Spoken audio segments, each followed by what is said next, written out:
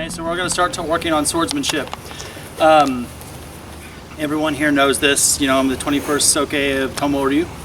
And when you look at the history of this particular school, and we've talked about the history every year at the Tomoryu Shinobi Keiko. I've made videos on the origins of Tomoryu.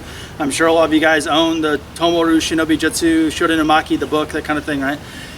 One part of the book that I think a lot of people overlook, but it's a very important aspect of the book.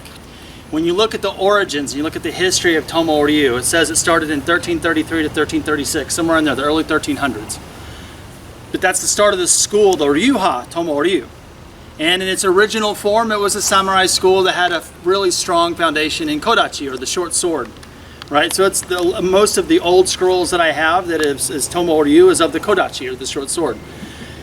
As the scrolls go from the oldest scrolls, as they come up, you see a definitive change in how the scrolls are written, why they're written, what they're written for. When you come up and you start looking at some of the stuff that's written, discussing topics from Sengoku Jidai, you see ninjutsu, because it went from one strength to another strength, right? And then in the Sengoku Jidai, they became really known for their ninjutsu. And then it gets to the Edo period, and then there was another change. And then you get to the Meiji period, and you see the things that most of you guys study now, like the Taijutsu Kimiya-goki and that sort of stuff. Keep in mind that Taijutsu Kimiya-goki is the newest aspect of the tradition. It was added in the late 1800s so that the tradition can be preserved to the present day. It was illegal to teach war in the Edo period, Meiji period, right? Because it wasn't allowed. The Do arts became very popular going into the 1900s, like Karate Do, etc.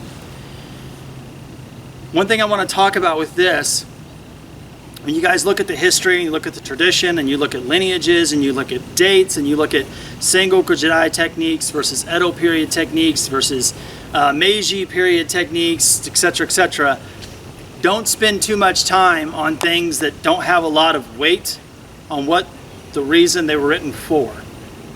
How many of you guys know those people, when I say those people, that's incorrect. How many of you guys know the people that put more weight on an aspect of the human mind than what it needs to be? Like, how many of you guys know people that are like all about this spiritual enlightenment, and everything they do in their life is all about spiritual enlightenment? And they're the ones that's so damn far from spiritual enlightenment, it's not even funny. They got more goddamn questions than they have answers. It's like everything. That bird has a spiritual meaning. The grass have a spiritual meaning. And maybe to some people that may be true, but the reality of it is the grass is there because we planted it there. Not everything has to be that deep.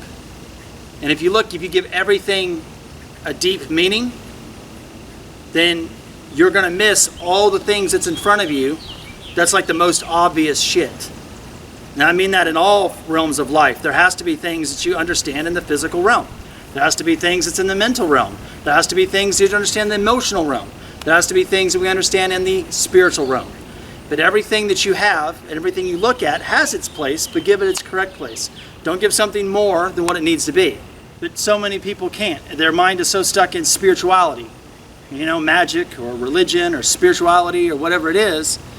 And then when it comes to things that are like in the physical realm, like tangible stuff, they got no idea how to figure it out. But they can tell you about all this ancient shit.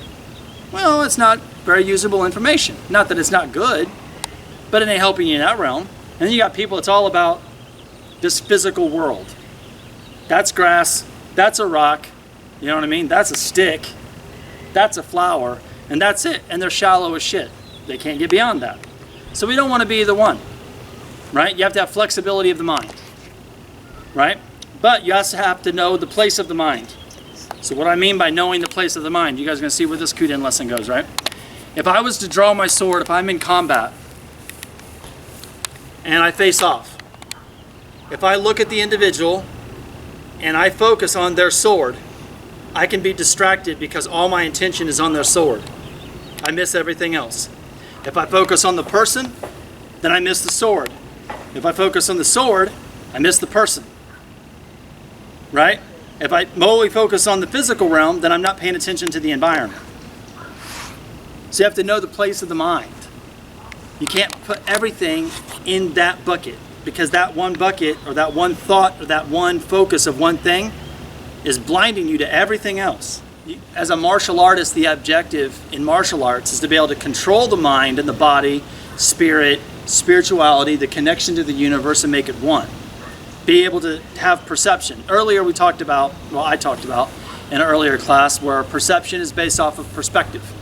But no matter what your position is or your perspective or what you think you see, because what you think you see is also based on what you want to see. Right? Or what you choose to see. You still have to have flexibility of the mind.